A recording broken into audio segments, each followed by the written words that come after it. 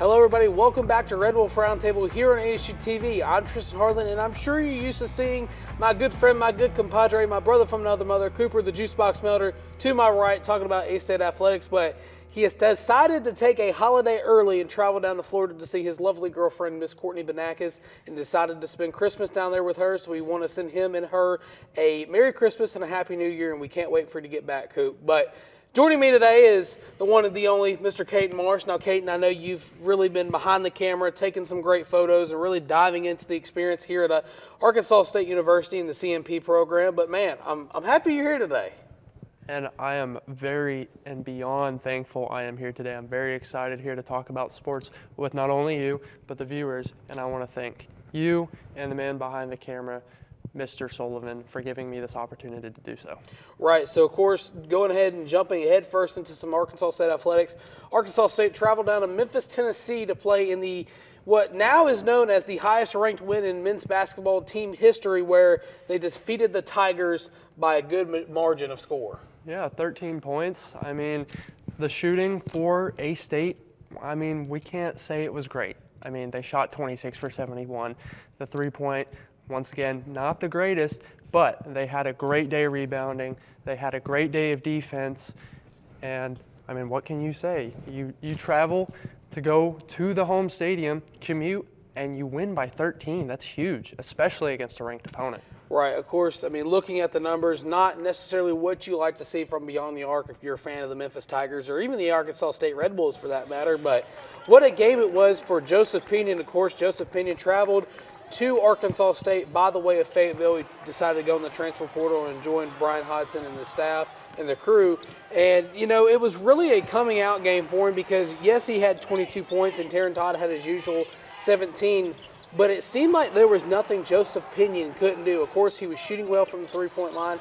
He was converting at the free throw, and he was getting rebounds, dishing it out. He was really the center point of the offense. And, of course, not to mention it was his first start of the year. So now that Joseph Pinion has begun to be worked into the starting lineup, of course, I'm sure that's going to be something that the team looks to do moving forward. Of course, Terrence Ford did go down with an injury, so we hope that he's okay and he will return to action this year. But, man, oh, man, that was an electric atmosphere, electric game, and it's just great to see the Arkansas State Red Wolves get a big win like that against a ranked opponent who they were number 15 at the time. Now they're not ranked anymore. But I just want to point something out real quick, and this is kind of where we're going to start our discussion, is that, man, Isaiah Nelson, as good as he looked, once again he fouls out. That's the second time he fouls out this season.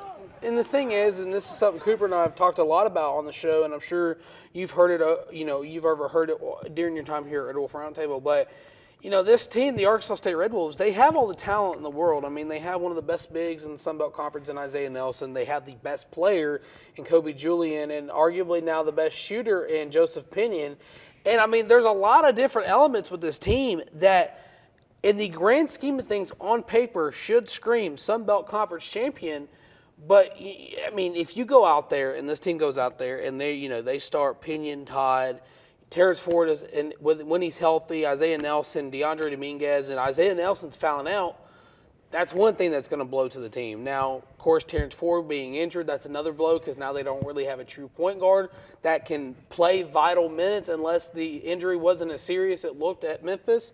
But not to mention, Darian Ford did not play at Memphis. He had Coach Hodson said he had a deep thigh bruise that he suffered against Jackson State off an illegal screen. So hopefully we'll see him play against UT Arlington to get back in the rotation because, I mean, Coach Hodson said in his post-game press conference that I was at, and he said, Darian Ford's not one to – not play. He wants to play no matter what. And, when he came to the Coach Hodson, and Coach Hodson said that he had tears in his eyes saying, Coach, I just can't play. And he stayed on the bike just in case that he had to go in for somebody. So I definitely think if Ford can get back into the rotation, whether that be Terrence or Darian, then it's definitely going to be something for the Red Wolves to kind of push forward to gain some momentum going in the conference because, believe it or not, conference is just right around the corner. I mean, it seems like just yesterday the basketball season started, and now here we are getting ready for conference play.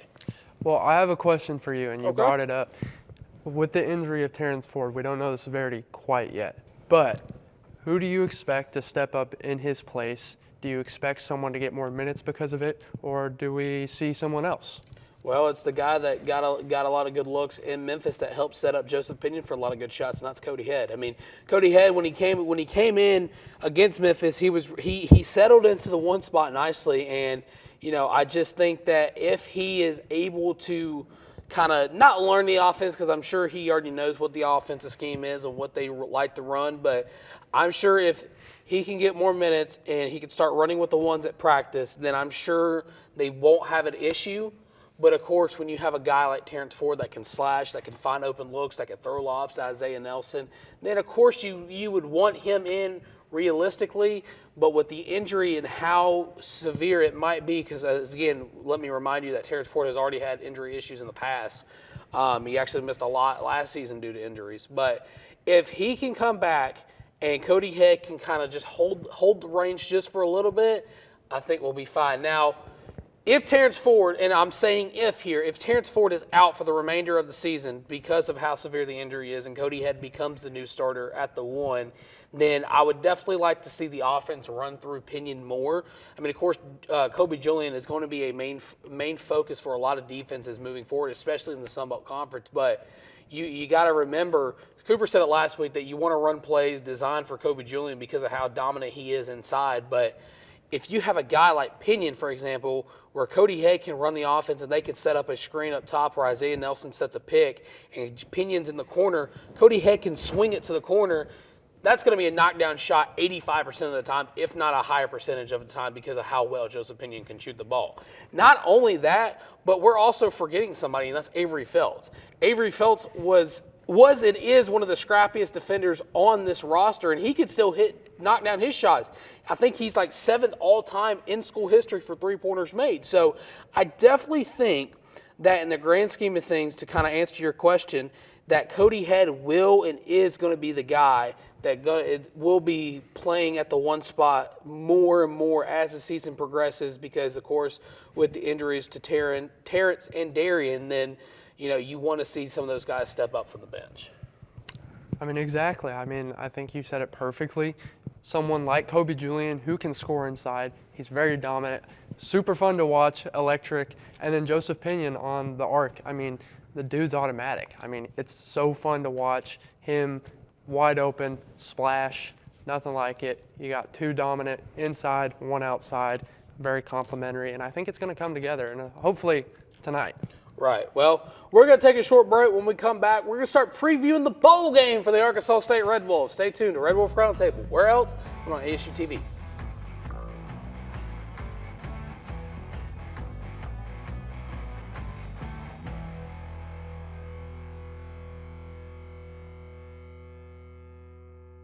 Students should watch ASU-TV just to see the creativity that a college student can get. The creativity that some of these students have is truly amazing.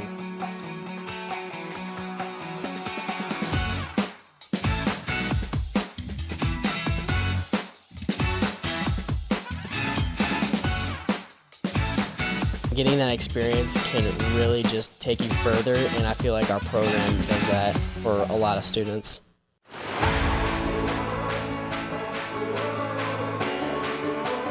I think one of the things I learned at Arkansas State was life is 10% of what happens to you, 90% of how you respond to it, and that's just something that I live by. A-State is home, and they're going to treat you like you're a part of the family.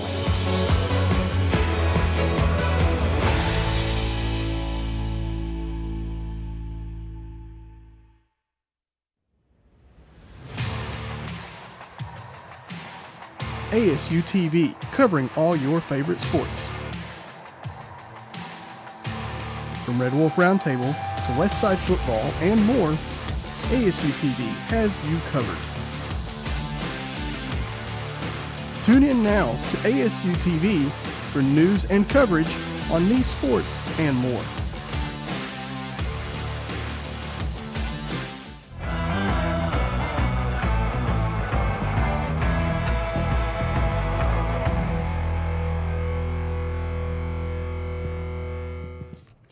Welcome back to Red Wolf Roundtable here on ASU TV. Now, of course, as we mentioned, a little while back, I think last semester, is that Arkansas State was in the new College Football 25 video game, and as it's bowl season and Arkansas State gains a bowl bid, we have a little bit of a simulation for you guys, and I think this is one that we'll both enjoy as we are avid players of College Football 25.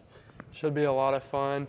I mean, both teams are 7-5. I mean, it should be a pretty even matchup when you consider who the teams are, who they have. But, man, I'm excited for you guys, for us. It's going to be so much fun. Right, and remember, we have not seen the simulation, so we have no idea if Bowling Green's going to come out and they're going to play well in the simulation, or if Arkansas State's going to come out and they're going to play well in the simulation. But as we get ready to watch the simulation, you know, some things I want to remind everybody as I get my stats pulled up here is that, you know, Corey Rucker, as we've mentioned on the show a lot this year, he is now the all-time receiving yards leader in Arkansas State football history. Jalen Rayner had his struggles this year. This team has kind of had its ups and its downs. They lost their last game at home against Old Dominion, but now they've got a new threat on their hands, and that is a great tight end from Bowling Green. Yep, 6'4", 250. This man is a monster. Harold Flannan Jr., if you guys don't know the name, he is second in the nation as a tight end for receiving yards. This dude has 100 catches, 1,300 yards, and 9 touchdowns. I mean, he is dominant, and it is going to be interesting to see what he does against this Arkansas State defense. Not to mention that, but he also has a rushing touchdown, and he has 8 carries for 57 yards. So I'm excited to see the simulation and how things go.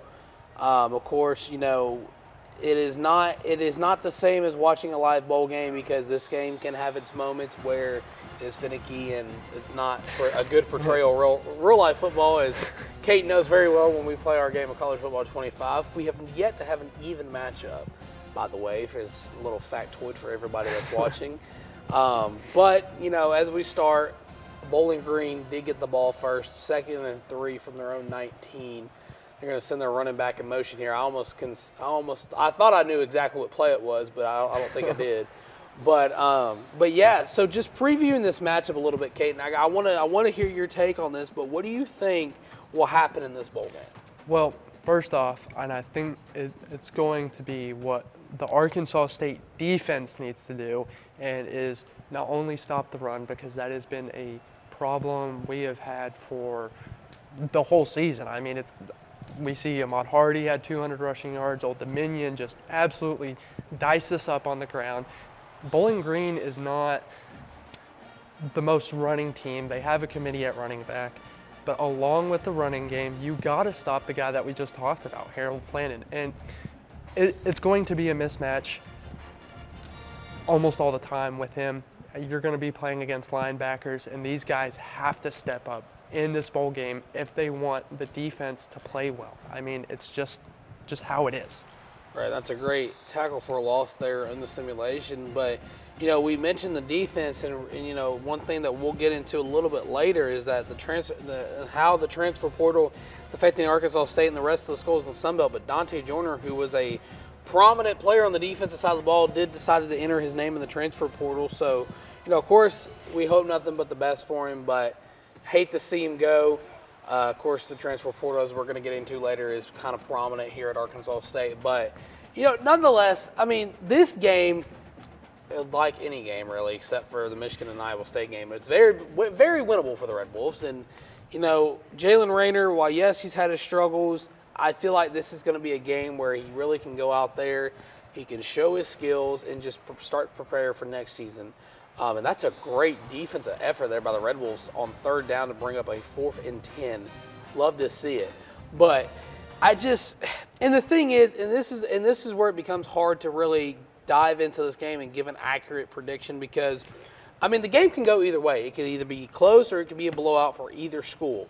But I definitely think on the offensive side of the ball, because since Caton talked about the defense, I'll talk about the offense, is that, you know, Zach Wallace, while yes, he's almost got 140 carries and he's got 622 yards, I just think that there's a lot of untapped potential with this offense, of course, with Malik Hornsby and Courtney Jackson, even Tanell Bryant, who's somebody that we haven't really seen a lot this season on the offensive side of the ball.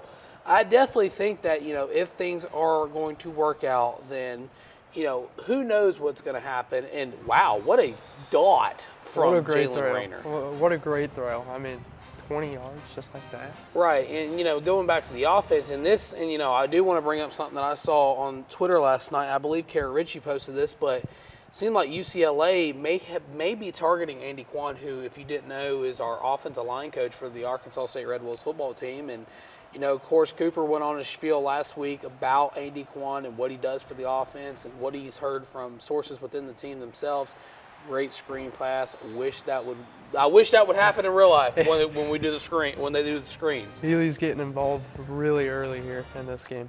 But I mean, the thing is while yes, Arkansas State has all the talent in the world if they want to use it, the number one thing that they're going to have to worry about is the transfer portal. Again, we'll get into it later, but I can't help but mention it because of what an issue it is for Arkansas State and the Red Wolves. And, of course, not to mention Coach Jones did just receive an extension. I'm kind of on the fence about what I feel about that. I mean, I like it, but I also don't like it in this aspect. Now, I don't think it's a true extension. I think it's just a continuation of his previous contract. But, I definitely think there's changes to be made in the offseason for the Red Wolves. I mean, absolutely. I hope and I pray that this team starts to run the ball a little bit more. I mean, you have two backs that are just, as Arkansas State gets its first touchdown, Corey Rucker, a guy that they have to get involved this week, in the bowl game. I got mixed up there. But, man, when you don't get this guy involved, the offense, it's kind of slow. I mean, he is your dominant receiver. Get this guy involved, and he's going to make plays like that. But either way, I hope next year that they start to get the run game more involved. Zach Wallace has been great. He's been that short yardage guy that just gets the yards, really, really hard yards. But then he opens up holes sometimes and breaks loose. I hope that Jaquez Cross is also used a little bit more if he doesn't enter the transfer portal and doesn't leave Arkansas State. And then the last thing I will mention about the run game, because I feel like I'm going on and on about it, but let Rayner run some. I mean, the games I've watched, I've seen him be very limited in his running ability. It kind of seems like I won't say personally, but it doesn't seem like he wants to run. And I feel like when you have a quarterback that has the legs like he does, you've got to use him in the run game, a little bit. Right. Well, and to your point about Rayner running the football, I will say this. When you're getting sacked 6 times against Old Dominion, it's not going to make you want to run the football. I mean, I personally have never played the quarterback position, but I can almost guarantee getting sacked by a 300-pound-plus lineman is not fun. Probably not. That's probably way too much weight to put on someone like him. But, I mean, regardless, and this is something I want to mention about the simulation now, but going back to that touchdown, Rayner threw it off his back foot and, got it to Corey Rucker over the middle. Great play. Again, wish Arkansas State would do it in real life because, come on now. But hey, Charles Willikis with a nice tackle there. Evading the block, getting the tackle, bring up third down. But, look, we could sit here and we can say ifs, ands, buts, or whatever about this team. But the number one thing that it comes down to is that what is the morale like right now? Of course, you have that last home game where they had the chance to finish undefeated. They lose big. They lose not big time to Old Dominion because they ended up almost mounting a comeback. But, what's the morale like going into this game? I mean, you're playing in a Sunbelt foes stadium.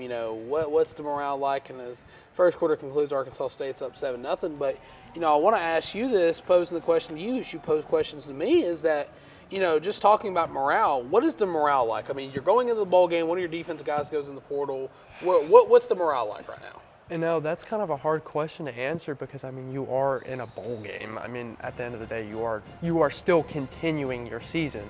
But at the same time, like you said, with the transfer portal opening up, you got guys leaving, and you don't know if they're going to play for sure or not. But I would still say there is some positivity around this locker room. I do think that the chemistry and the morale might have lowered due to the transfer portal and someone like Dante Joyner leaving before the bowl game.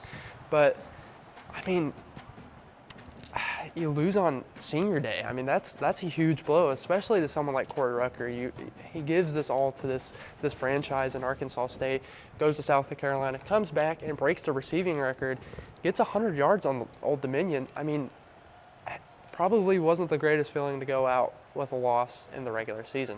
Right, and, as the fourth quarter, I thought Justin Hodges almost had an interception there. It was a great jump. Yeah, but it forces 4th and 8, so. Yeah, but hey, regardless, it's a stop. But I just look, the thing with this team is, and I've said it once, and I'll continue to stress this as much, but they need a change of offensive playbook. I mean, with the weapons they have in the receiving core, in the backfield, under center, I mean, they don't, in my opinion, they don't run the right offense. I mean, I do believe, and this is just my opinion, so if you don't agree with it, I apologize, but it is my opinion that I'm entitled to. But I just feel like Keith Heckendorf's playbook is 10 years old, and it's got to be updated. Well, I guess that kind of begs the question, do you think they keep moving on with him, or do you think there might be a point in the foreseeable future where he's not in Arkansas State? So here's the thing, and this, again, I want to preface this by saying this. I am not calling for Keith Heckendorf to lose his job. I am giving an opinion off the question, what I think in Corey Rucker in the open field. Come on, Jalen, watch the simulation. It's picture perfect, some may say. But when it comes down to the offense coordinator position, I'm not sure who exactly is in the market, who is available for a job. But I definitely think with as big of a contract that Butch Jones currently has with the Arkansas State Red Wolves, I don't think that they will move forward with Keith Heckendorf, or move away from Keith Heckendorf, because they have him for pretty cheap. They can afford to keep him with Butch Jones' contract. If you fire him, or if you let him go and you go to hire somebody else, they're probably going to want more money because you're going to go try to find a better coordinator. So realistically, the smart money says no, but what I would love to see is them move away. Because, I mean, we talked about it time and time again on this show. Me personally, I do not think you're going to win more than 7 games with Keith Heckendorf as your offensive coordinator. I mean, yes, there has been times where the defense has kind of sold on the offense, and the offense has done the same to the defense. But with the talent like Cross, with Jaquez Cross if he returns, Jalen Rayner, Corey Rucker if he returns, because Courtney Jackson's leaving, Tennell Bryant, Malik Hornsby if he returns. I mean, you won't have Harden because Harden's entered his name into the portal unless he decides to come back. But I just think there's too much on this offensive side of the ball to continuously run swing passes, screens, and taking random deep shots on third down. I mean, unless you just put Malik Hornsby on the outside and the defense decides to press him and, he burns his defensive back every single time, then I wouldn't say the deep shots really work that well, unless you find Corey Rucker or somebody like that. But I definitely, again, why is Jalen Rayner in the video game better than what he is in real life? That was a very nice sideline catch. Toe drag swag right there. Right. But I just think, and to answer your question so I don't go on a whole rant or whatever, but 2-minute timeout. 2-minute timeout here. Arkansas State gets the ball at half, and they're up 7-0. And are they in red zone territory? Yeah, they are. Yeah, they are here in Mobile, Alabama. But I definitely think if I had the power, Keith Heckendorf would not return next season. Wow. Touchdown, Red Wolf! Look at that. To a guy that's not even on the roster anymore. Rayner to Stevenson to make this game 14-0 here in a second. I mean, you get the ball at half. This is huge for the Red Wolves. This is probably not what I was expecting, considering, and what we haven't mentioned yet, is that Bowling Green is 11th in the nation for passing defense. Yeah, and and again, I will say this about this video game. I don't think I've ever seen the Arkansas State offensive line give Rayner that much time to throw the football. I mean, when we use them, that's definitely not the case. But at the same time, Bowling Green's pressure rate, maybe, or defensive line isn't really the greatest.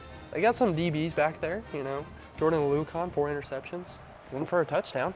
Well, according to ESPN, again, this is according to ESPN, those fine folks in Bristol. Bowling Green has a 68.4% chance to win this bowl matchup.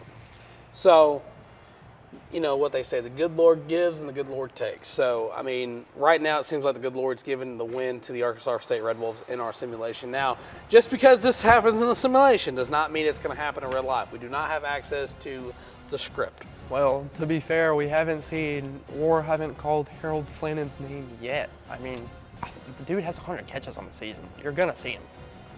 I mean, I see him right there. He's right there, but he's blocking, and he hasn't really done much.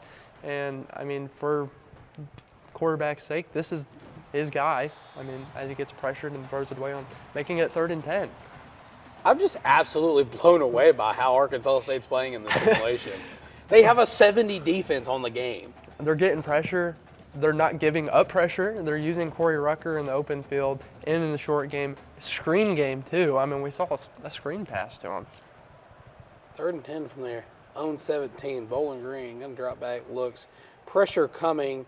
Almost gets there. And he will have the catch for the first down. Move the chains for the Falcons. Something that we also haven't talked about, and it relates to Harold Flannan, but this offense, the drop-off and receptions, yards, I mean, everywhere.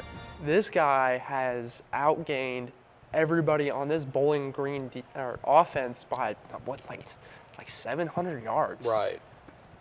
I mean, you said it yourself. I mean, you know, What a throw. and the thing is, talking about their quarterback, you know, he's no stranger to college football. I mean, you know, he played at Missouri from 2019 to 2021. Then he went to Indiana for a season. Indiana, who's also in the college football playoff. And now he's at Bowling Green. And you know, and here's another thing too that we haven't mentioned. And you know, I'm not sure if you mentioned it or if we talked about it off camera, but you know, Bowling Green, they actually lost to Old Dominion as well. Correct me if I'm wrong. And They did. and then they went on to play Penn State very close. Yeah, I think it was a touchdown game, and it was the same with A&M. It was a really close game. It's kind of weird that a team like Old Dominion hands you a loss, but then you go to someone like A&M and Penn State, and you make it a close game. Right. As the time winds down here in the first half, we do want to remind you that we will be taking a break at the half. We want to see how this first half concludes. As Charwell absolutely There he blitzes, is, and wide open in the flat, and that's going to be how 20, the 30 cookie yards. starts to crumble for the Arkansas State defense. Timeout with 47 seconds left. They're on the Arkansas State 12. Sorry to cut you off there, partner, but I think we're about to see a Falcons touchdown. Well, this begs the question: do you score right now? I mean, it's quite early. There's 44 seconds left. Arkansas State still has 3 timeouts. They're taking shots at the end zone. Obviously, they're down, but I mean, the way the Red Wolves have been moving the ball, I mean, obviously it's simulation, so it's not real. But do you give the Red Wolves the ball the way they've been playing? Well, and I'll say this about the Red Wolves moving the ball in this game is they're not on the Butch Jones clock management scheme, because if they were, if Bowling Green was or Arkansas State, they would just run the ball 4 times and then let the half run out instead of kicking a field goal here. But, you know, great pass there. Another timeout. 3rd and 4 from the Arkansas State 6. 36 seconds left. May see a Falcons touchdown, or Justin Hodges gets an interception. Putting my money on that. Come on, throw that right He's side. under pressure and he's sacked. That was huge for the Red Wolves. They just take a timeout. Bowling Green probably gets 3 here, and the Red Wolves have 30 seconds to go down the field and score. Interesting play call here to keep the field goal. See, if it's me, I'm going for the end zone, because you know what they say. Well, you know what I say to you all the time playing the game. Playing conservative does not win you football games. It certainly doesn't, but what you also tell me is playing stupid doesn't win you games. It's 4th and 14. You gotta take your point. I'm more concerned of why the kicker just had a stroke on the field. Yeah. I mean, you got football animations. They're very weird. gotta You love see the a lot- frostbite engine. I mean, hey, we had the same problem in one of our games. I tossed back to one of my defensive backs, and the ball goes up 700 yards, and we don't see the ball for probably, 30 seconds? Something It took like a while. So they're going to give Cross the ability to return it. He's going to get down to the 19. I'm going to put on my best play-by-play impression here. 1st and 10 from the 19-yard line. Jalen Rayner in shotgun formation. 25 seconds remaining in the first half. He's going to drop back, throw a receiver screen to Ely. Brings up 2nd and 8, and the time will begin to wind down. You know, college football has some weird moments, so they might still pick another play even with 10 seconds left, but that was a very weird. And this is what I'm talking about. It's a very weird situation. You never know what's going to happen. The Butch Jones time management. Well, it is halftime here from Mobile, and the Red Wolves are up 14-3. We're going to take a halftime break ourselves. When we come back, we'll be talking about the second half of this simulation matchup, a little bit more about the actual bowl game itself. So stick around. You're watching Red Wolf Roundtable right here, anywhere else but on ASU-TV.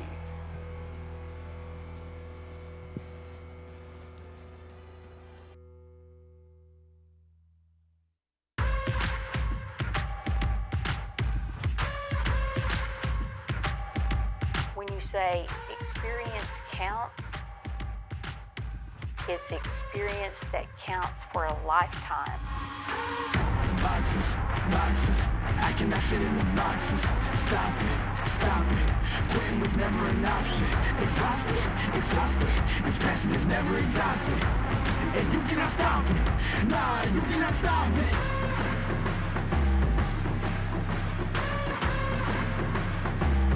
Quitting was never an option. And you cannot stop it. Nah, you cannot stop it.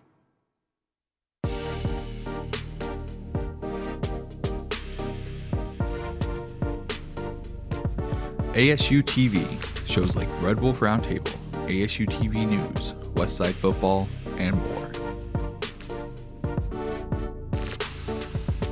Gain real-life experience while doing what you love.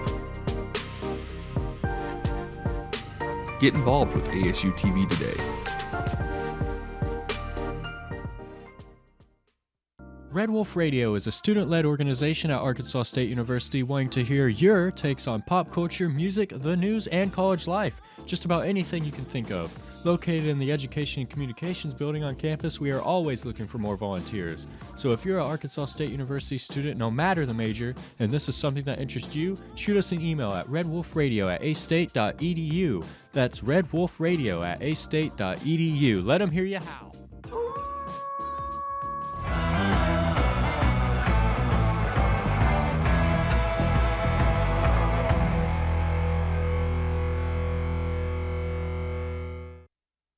Welcome back to Red Wolf Roundtable here on ASU TV. Tristan Harlen here with Caton Marsh, and now we got a second half for you in the 86 Ventures Bowl, brought to you by EA College Football 25, also brought to you by Mr. Sullivan's Xbox. There's your plug for the day, Mr. Sullivan. Love you. So here we go. We start the second half with Arkansas State getting the football. It will be a returnable kick from the 5-yard line. Jaquez Cross will shift field, and he almost breaks away from a tackle, and he gets flipped on his head. So he'll bring up a 1st and 10 from the 26-yard line of Arkansas State. Trips right. Jalen Rayner is going to fake the handoff, throw it to the right, flag on the play, possibly either holding or roughing the passer. Illegal man downfield, maybe? Yeah. Offensive pass. How does a left guard get offensive pass on a field? That is an interesting call. I mean, you got some weird things always going on in these type of football games. You never know what's going to happen. And Cross just gets those shorts back. 17-yard gain on a draw play. Hits the whole open field, second level. And that is how I won a Heisman with Jaquez Cross in my first online dynasty with our Red Wolf Roundtable graphics operator, Gavin Grubbs. By the way, still upset, Gavin, that I missed the college football playoff. You know, never will heal. So Rayner throws an absolute dotty to to Manny Stevenson. Jeez, what a play. He just beats his man-on-man coverage, wide open. Just toast the defense.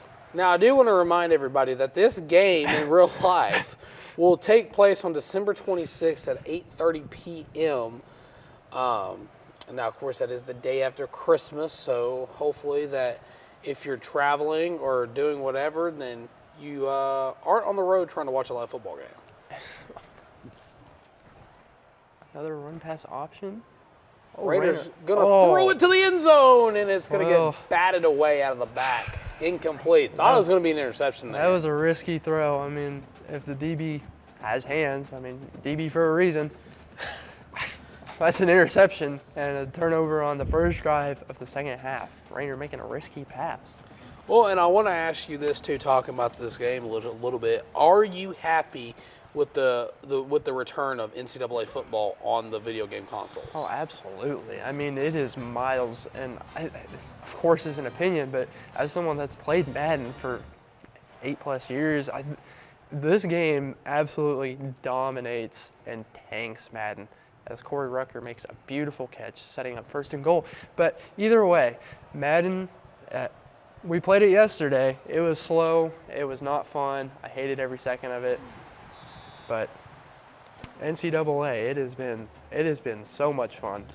I've opened my mind up and realized that this college game is, in my opinion, a Madden killer. But interesting take there. I mean, not saying I don't agree with you, because for those of you that remember when this game was in its heyday, I mean, I do believe it was outselling Madden for the most part until Madden, when Madden was really good. And there's another touchdown for Reagan Ely, put 6 on the board for the Red Wolves. But going back to what I was saying, I mean, of course, you made the comment to me that your first Madden was Madden, 18? Well, I played Madden before, but then I took it serious. Okay, here's my question. What was your first Madden that you ever played? Well, was it 09 with Favre on the cover? It was 09 with Brett Favre. It was Favre that one. It was on the Wii with the bobblehead game mode. It was a 3-on-3 game mode and fathead game mode. I loved that one. Got me into it. On the Wii, he says. On the Wii. It was wasn't playing real Madden. He was playing arcade. Okay. Speaking of arcade, shout out A-State Arcade. 21-3 now, 18-point lead for the Red Wolves. Absolute dominance.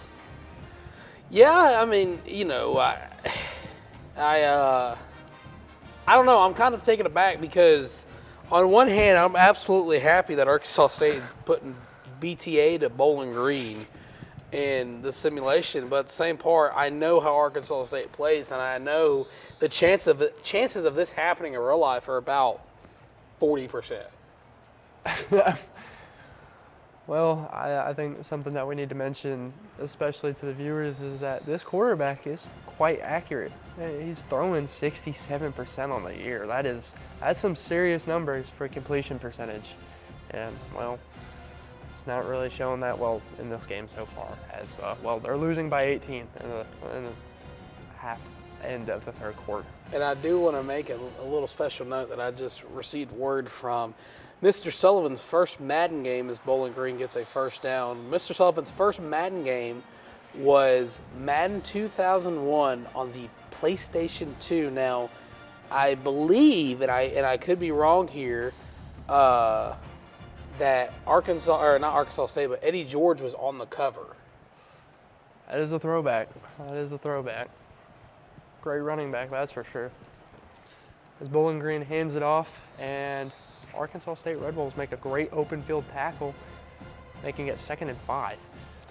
Tristan had to step away for a second, but I will take over here in the meantime.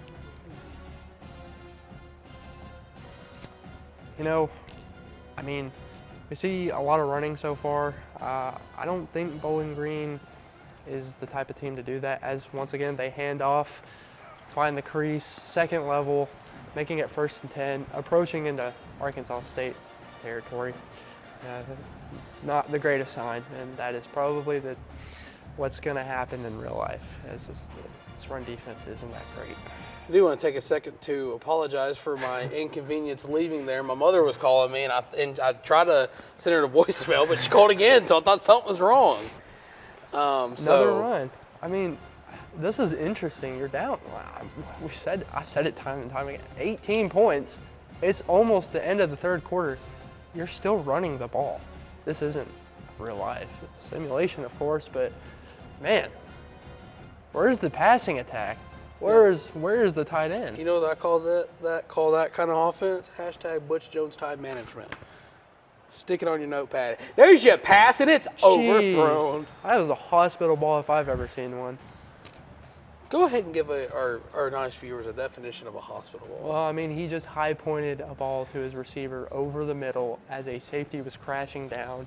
But unfortunately, this is in real life. So we didn't see a huge hit, but we did see a pass breakup. 3rd and 7 from the 40, 26 seconds remaining in the third quarter. They're going to hand the ball off. And he's going to be short of the first down marker. Maybe they're just trying to make it more manageable field goal range. I don't know. This is more than likely this takes to the fourth quarter. Well, yeah, sure. Just, I don't know what the game plan is here. Get the kickoff before the fourth quarter would be probably the best idea. I mean, for time management's sake, as they do. Yeah, well. Did he miss it? What? Wow. Well, it remains 21-3 as the kicker chokes. I mean, he chokes. You mean to tell Wide me left. They ran the ball that many times, ran it down to the end of the third quarter, and kicked a field goal that they missed?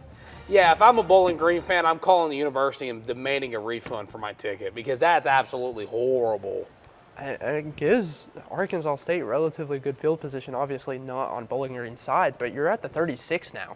Well, and I want to take a second to look at these team stats before they go away. 188 passing yards for the Red Wolves. That is quite literally possibly the best passing we've seen for Arkansas State all season. Rayner has dominated this game. That is 100% sure. I'm 100% certain about that. Fakes the end around and gives off the cross. What a nice run. I mean, what do you think? Do you think they just run the clock down here? Surely. I think so. And especially with the CPU, I don't know if they'll take the timeouts with how the CPU works. They're in chew clock. 2nd and 4. Cross still remains the back, and he gets the ball again with the first down. Interesting play calling there. We got 2 more yards until we're in Bowling Green territory. I'm sure the Red Wolves could score quite easily if they wanted to, but what's the point? I mean, you're up 18.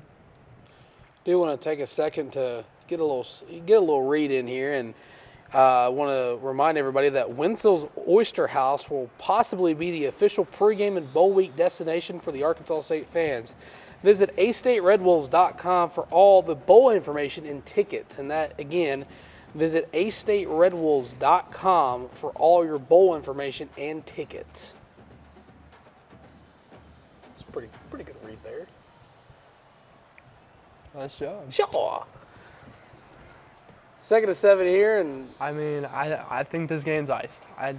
It's 3rd and 6, but Arkansas State is doing the smart thing, running down the clock, making sure they got their chew clock tab on, taking it down to the final seconds each and every play. Crucial first down pickup here. I mean, it is. You got 2-minute warning approaching. And Yeah. see, That's once again another risky pass, and it stops the clock. It gives Bowling Green the 2-minute warning in their favor for their offense, and they still have 3 timeouts. Now, I don't think it is possible for a comeback here now. I just, the time stacks up against them, but it's still very interesting play calling when you factor in that you just gave them the 2-minute warning for absolute. well, and you know, I want to shift focus for a second to talk about something off topic, and you know, I want to dive a little bit into your background a little bit. Of course, growing up, family in the military. Talking about that ad read I just had, have you ever ate raw oysters? I have not. No. Would you be interested? I don't know about that. I'm very picky about my food. That doesn't sound like something I would be and or partake in. So you would not partake. I mean, the thing is you know, I will say this: growing up with family from Louisiana, I've had my fair share of seafood, whether that be crawfish, fish, or anything along those lines. I will say some of the best things I've ever had is alligator. Alligator tastes, oh my God, alligator is delicious. If you haven't had it, Better try some. Put some Tony's I'll on there. I'll take your word for it. I'll take your word for it. But I have never indulged in the partaking of enjoying a raw oyster. Now, would I? Possibly. I mean, I here's the thing. I'm down to do just about anything once. Not just to say I've done it, but just to have an experience. Because, I mean, hey, at the end of the day, you only have one life. I mean, I'm not going to say you only live once because you live every day, but I will say this. While no, I have never had raw oysters. Again, I would be down to try them. I mean, Mr. Sullivan, I don't know if you've ever had them. I don't know if you can give a rating of the place that I've mentioned. But you know, would be down to try it one time, maybe just one. I wouldn't order a whole bunch just in case I didn't like them. But I would be down to try one. Well, it's a good thing you keep an open mind about certain foods. Hey. There are some foods I will never touch. Now, I will tell you one thing I will never eat again, and that's the for barbecue real? place down the road from the College Football Hall of Fame in Atlanta, Georgia. I will never eat there again. If you know, you know. What was your experience with that? I mean, this game's over. I mean, I'll put it to you this way. I could not enjoy the Georgia State game because of that place. Oh, yeah, that's right. I remember now. Yep. Anyways, Mr. Sullivan has given me a rating of raw oysters, and he said raw, yuck, charbroiled and fried, yum. Interesting. Okay, there's your Mr. Sullivan quote of the day. We're looking for pity touchdowns here at this point. Yeah, we just, we subbed the freshmen. They subbed the freshmen in. Just said, hey, let's gain some live football experience. Put the G League in.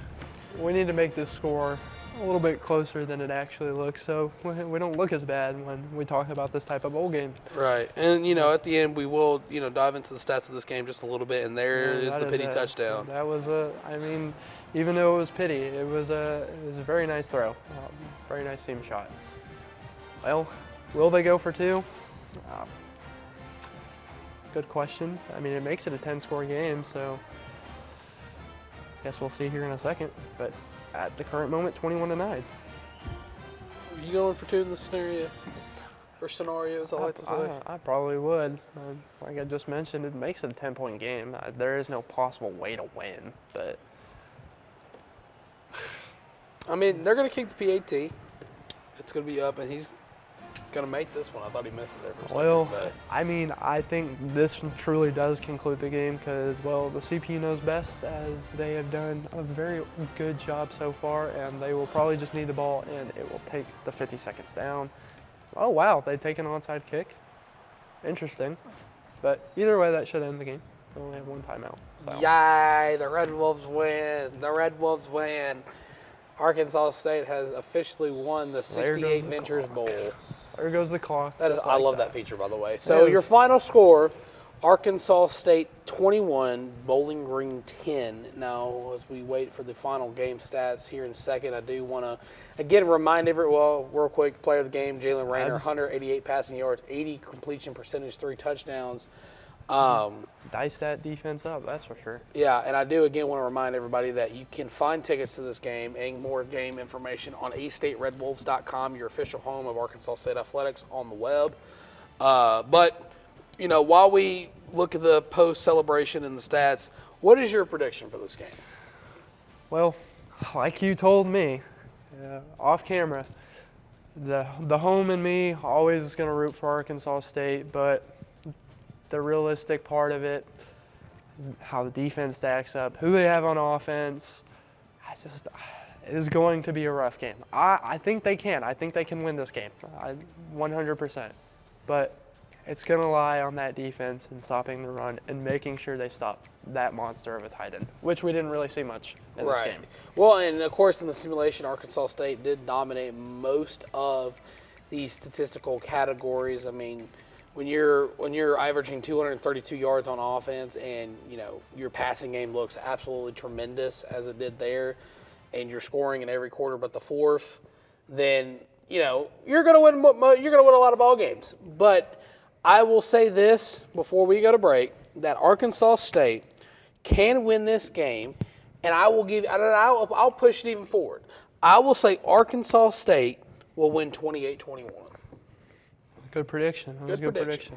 But very offensive-minded battle there. Right, and you know, and again, it can change. It probably will change depending on who enters the transfer portal. But speaking of the transfer portal, we're going to take another break. When we come back, we're going to actually dive into the transfer portal and talk and give our opinions about that. So stick around. You're watching Red Wolf Roundtable. Where else but on the greatest channel you can watch, ASU-TV.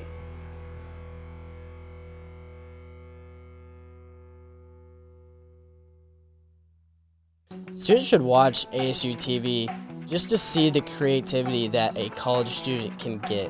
The creativity that some of these students have is truly amazing.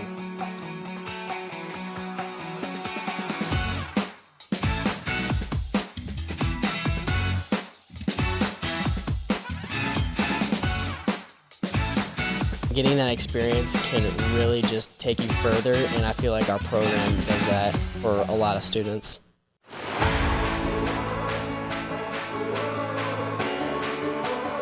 I think one of the things I learned at Arkansas State was life is 10% of what happens to you, 90% of how you respond to it, and that's just something that I live by. A-State is home, and they're going to treat you like you're a part of the family.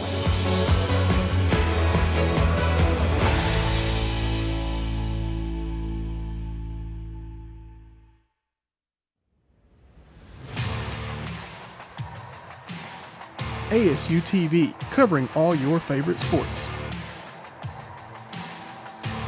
From Red Wolf Roundtable to Westside football and more, ASU-TV has you covered. Tune in now to ASU-TV for news and coverage on these sports and more.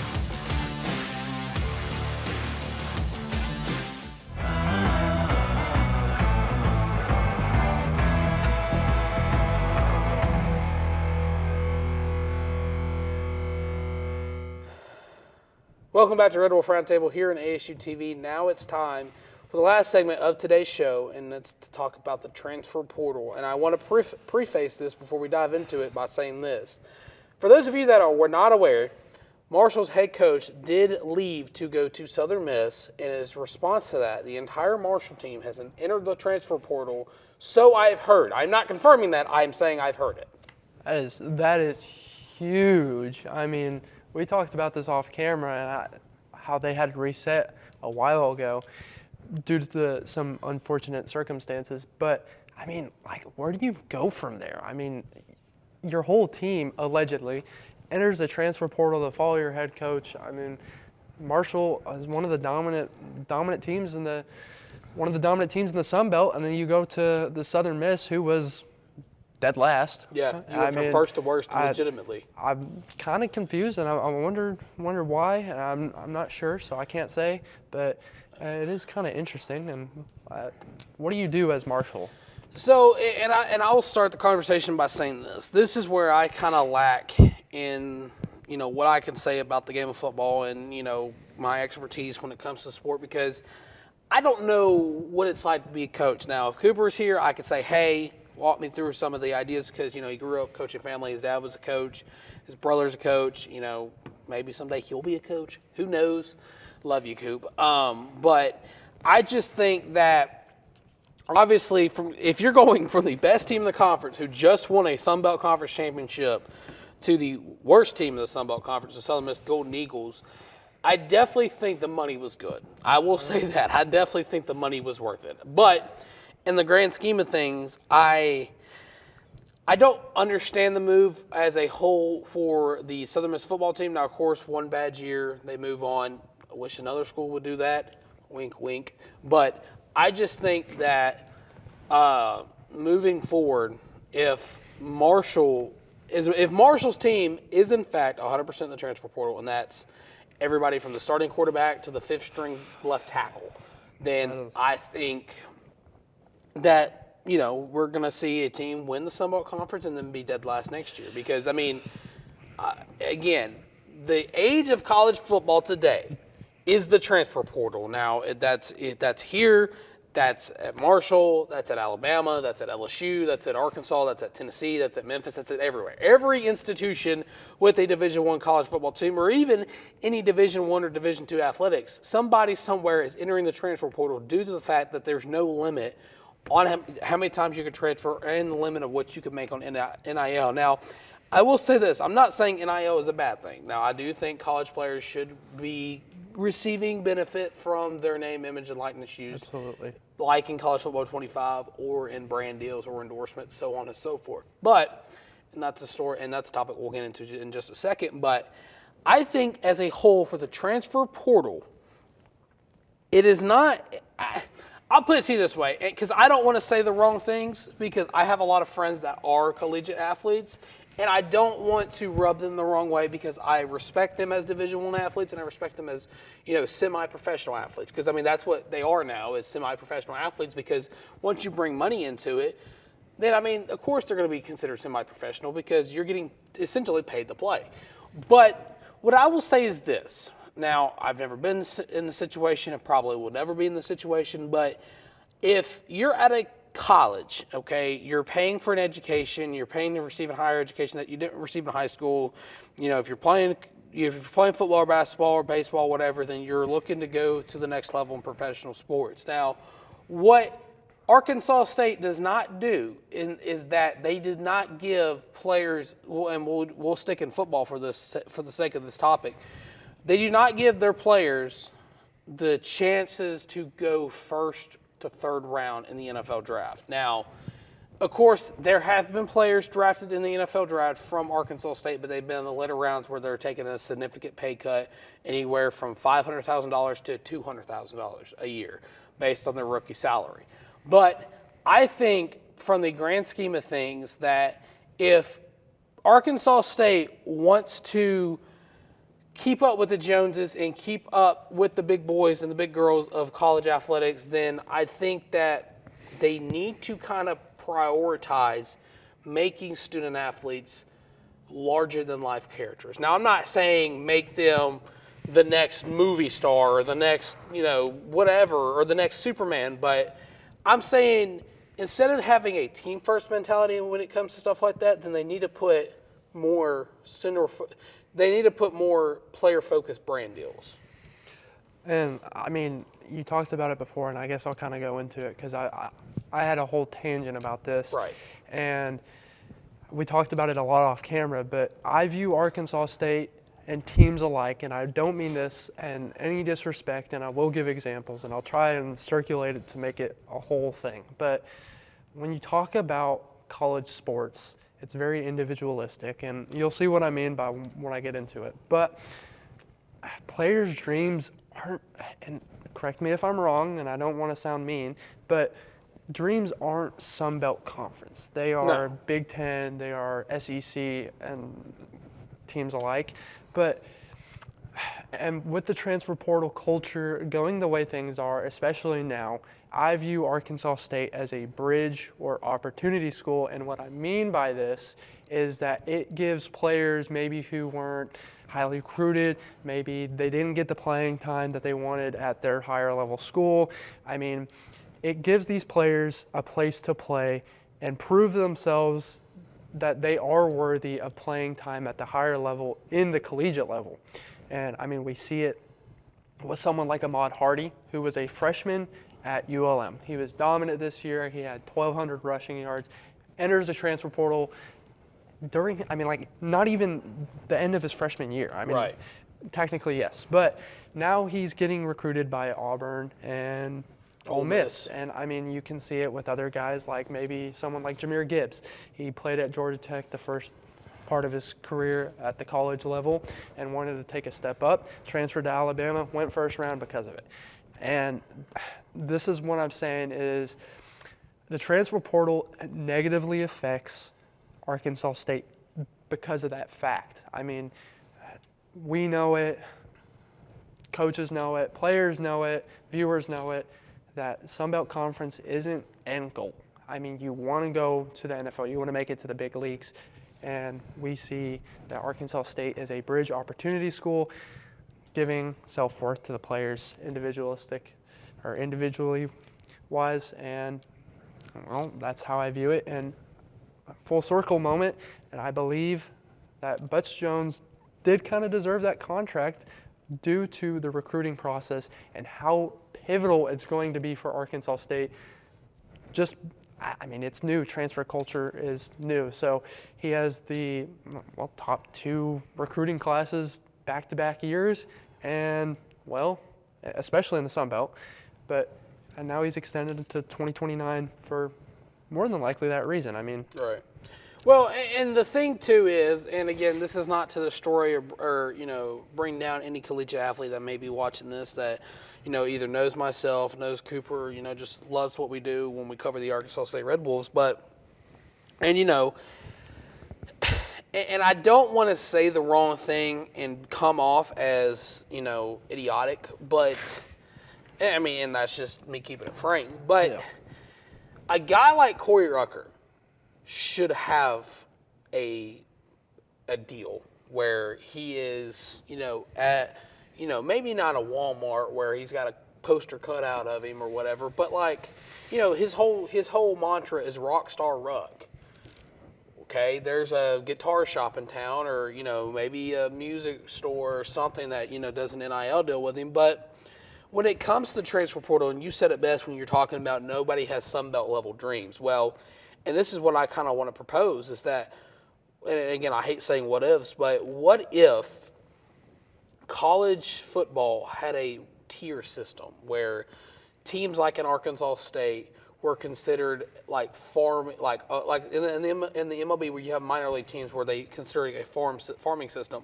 What if lower level Division I FBS schools were farm level teams for bigger schools? So in this instance, Arkansas State would be a farming school for Arkansas, and Louisiana would be for LSU, and Memphis would be for Tennessee. But in the thing why that would not work, and again I've thought about this, but I mean fan bases will not let that work, because I mean you have 16 to 1,000 Arkansas State fans saying, hey, we hate Arkansas. Arkansas is our biggest rival.